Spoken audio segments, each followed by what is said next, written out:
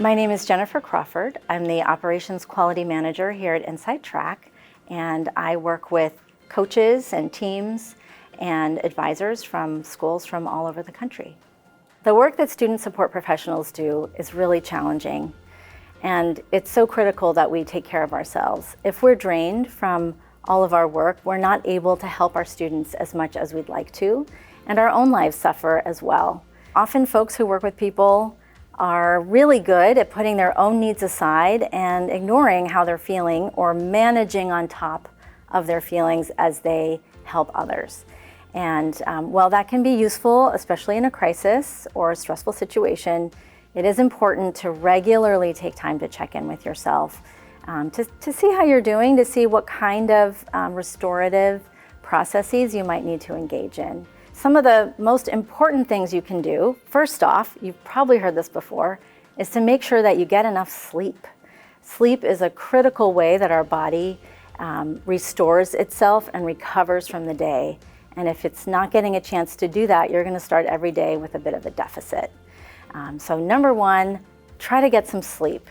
The other thing that you can do, which is pretty critical and I think will help you start off the day on a great foot, is to not look at your phone first thing in the morning.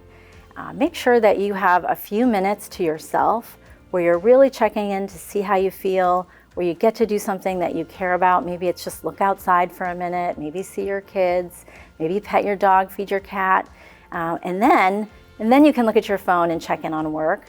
Since so many people are working at home and it's very easy to just pick up that phone right away, I encourage you to never look at your phone while you're laying in bed, and try to get yourself that extra space so that you can really start the day grounded in your own space. So in addition to taking care of your basic needs like sleep, rest, you can do some other things to give yourself a little break. The goal here is to create a little bit of space in your life so that you have just a little more bandwidth during the day. And there's a few really small things that you can do. Some of those things are looking at something beautiful, watching a funny video, rolling around on the floor for 5 minutes. Be silly. Anything to change up what your brain is working on will create some space for you and help you to start to digest what you've already done that day. Particularly if you've had a very stressful meeting or situation with a student, you're going to want to step away from your computer, go outside even for 5 minutes. It makes a measurable difference. There's tons of research on this. You're welcome to look it up, but even 5 minutes will make a big difference for you. Other things that you can do that are really brief are take 3 breaths. Close your eyes, take a deep breath. It really resets your body. It allows your body to get back to a resting, restorative mode so that you can then utilize that energy to move forward in the day. The last thing I want to talk about is being kind to yourself. We, as student support professionals, as people who work with people, often put ourselves last. And the idea of being kind to ourselves is something that we sort of brush off. We think, oh, that's silly, I'm fine, I just want to do this work. This is very difficult work. We've had a number of challenging years.